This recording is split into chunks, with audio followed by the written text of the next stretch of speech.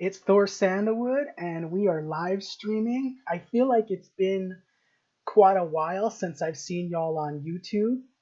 I've been quite busy with my channel on TikTok, and TikTok has been really getting very busy for me. I got like 52,000 followers on TikTok, and I'd like to invite anyone on YouTube to follow me over there on TikTok because over there I also talk about a lot of other things besides astrology. We talk about metaphysics.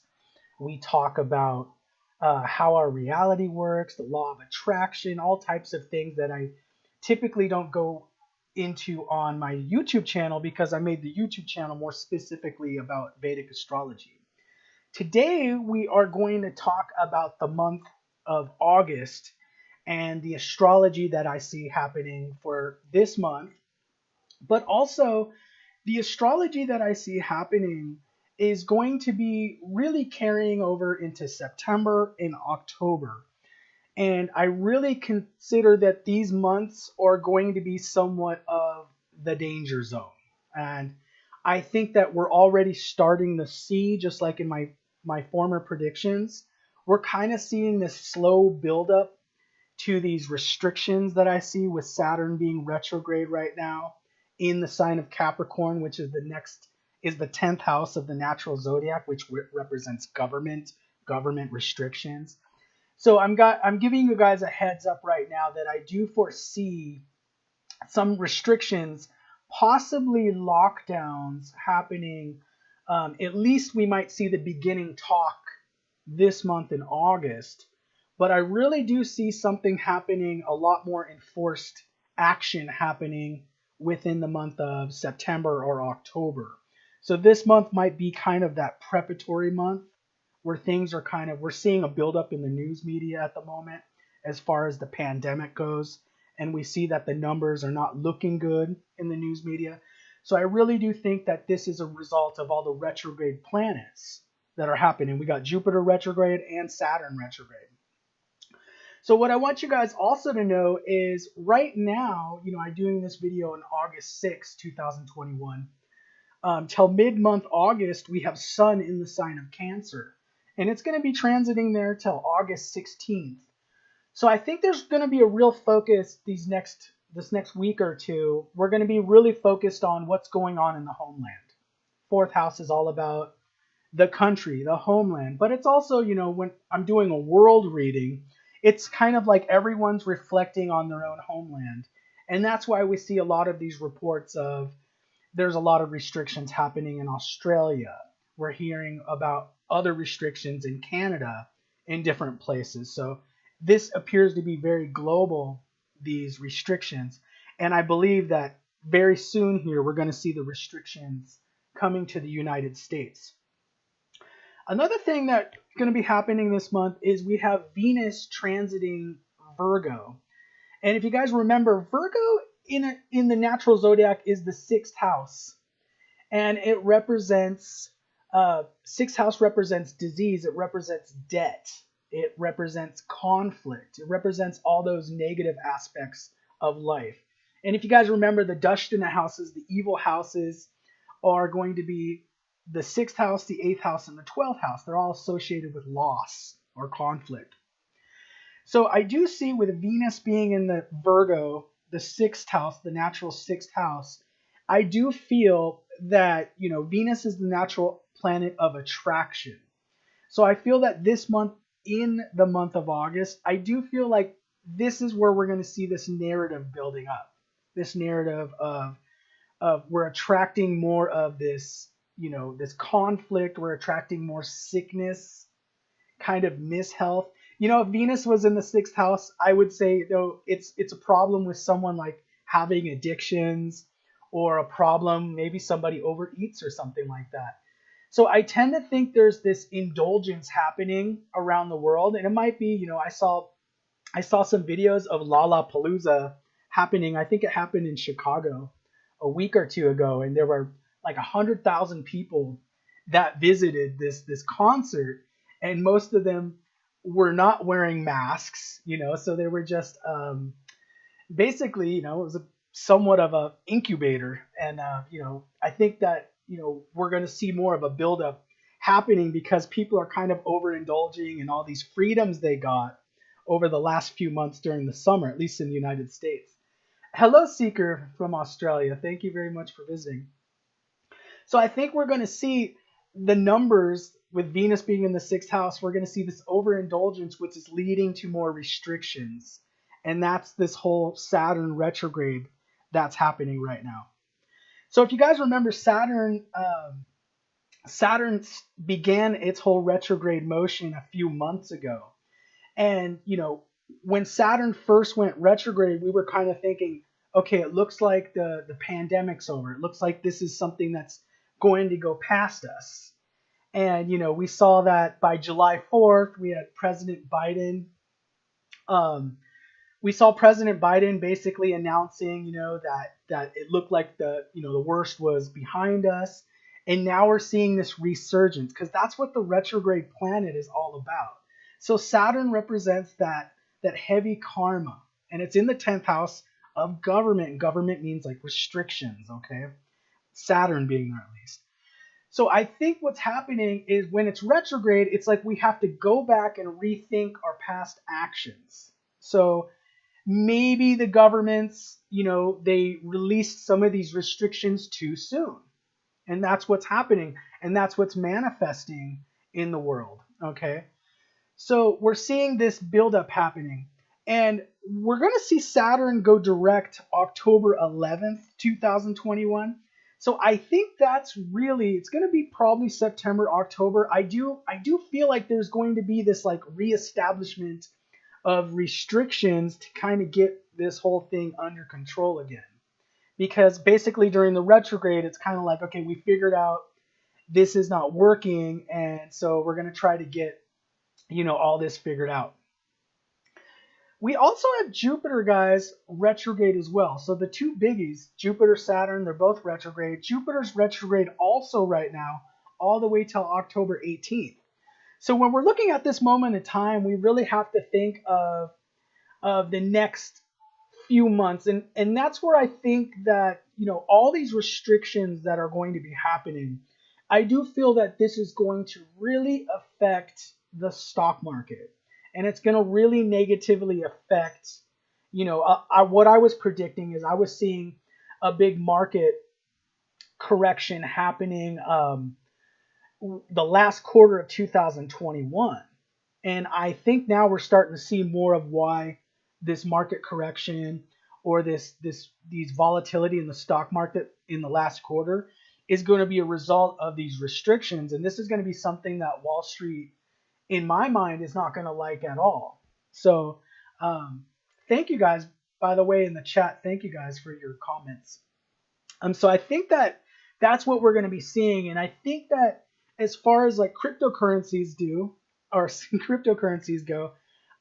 my advice would be obviously, get your advice from a qualified financial planner. But my advice would be, be very conservative about things right now. I think we're kind of still in that danger zone, especially, these next 2 months. So we still got September, we got October. And I think that, this is going to be the volatility. And it's going to be all related to the ongoing pandemic that we were hoping was over, but it's not going to be over. One thing I do want to point out is we all know that Pluto is also transiting the sign of Capricorn. And we know that there's this huge change happening, over the next 20 years. Remember, Pluto is a 20-year-long transit. All the way till the year 2040, we have Pluto transiting Capricorn. And this is really what I've explained before in a lot of my past videos, this age of Aquarius that is manifesting in the world.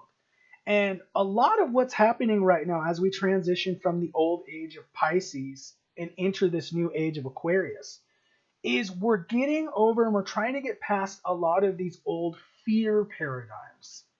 So, despite the problems we might have as a world, if you watch the news, they make a lot of their money on selling fear, on trying to drum up fear.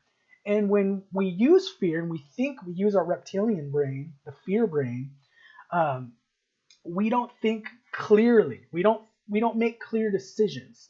So my advice to, my subscribers and people that follow or listen to me, I would be recommending that any choices you guys make over the next, 6 months, but really your whole lives, make those choices from a clear mindset, not using fear as your guide. So all the ancient rishis, even if we talk about Buddha, the avatar Buddha, or different avatars, they always tell us to come in with a clear mind, use meditation when we're facing problems. Don't use fear as the motivator. So, and anecdotally, I can tell you guys from my personal life that whenever I've made quick decisions based on fear, that's when mistakes happen. That's when you make that mistake that leads to more of a downward spiral, because we're dealing with vibration. And so the society, the world, we have this world karma. The planets, all they do is represent karma in different signs. And so the world karma right now is one of collective fear, and collective fear is a lower vibration. So what we really need to work on is trying to uplift the consciousness of the world. And sometimes it does take things getting to a very low point before people start letting go of that old fear paradigm. And I think that's what's happening right now. We're heading towards this really low point where we're getting into a lot of this fear. I'm starting to see, when we watch the news, when I'm watching even social media, TikTok or YouTube, I'm seeing a lot more division out there where people are fighting with each other quite a bit. One of the problems I've been seeing is I've been seeing a lot of videos on, apparently there's this great resignation happening. A lot of these service workers that have been working for the last year and a half on the front line, a lot of them are quitting right now because of the conditions that they were working in. And you see all these videos of customers and just really nasty, rude people, treating these workers with these, in most cases, pretty humble jobs. People are getting treated like garbage. So I think that's what's happening, is that people are deciding, I'm done with this. And that's why we're seeing a lot of these resignations and people walking out of these workplaces. And really, I think it's a moment as a collective consciousness to really decide, where do we want to go? Where do we want to take society now? Do we want to take our society to a more inclusive place? Maybe where we're more inclusive, where we're less based on fear? And how do we start moving that direction? Because that's what I feel is happening. Now I'm going to look at a couple of the comments in the chat and see if there's any questions. 567-890 was saying, World Economic Forum reset leading to digital identification. You will own nothing and you will be happy. Wow, I did hear about that great reset agenda, and it's pretty scary. I mean, this whole idea of owning nothing and being happy is something I'm quite worried about. I'm quite worried about in that, I see the age of Aquarius where we're heading, and I think the old order, the old establishment isn't going to, let go without a fight, so to speak.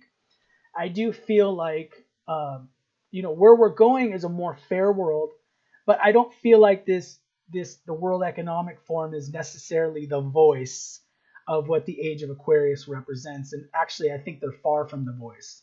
I think the age of Aquarius is going to be completely new ideas that are not these old, not these, bankers meeting up in Switzerland deciding what they do with the world. I feel the age of Aquarius is more of this combined global unity, through the age of Aquarius, which represents networks, 11th house, almost like this global consensus being reached about how we want to proceed, But a lot of these changes of what I see happening, I don't, we're going to go through some pretty rough patches over the next few years. And I think that, it's really, again, it's that old fear paradigm.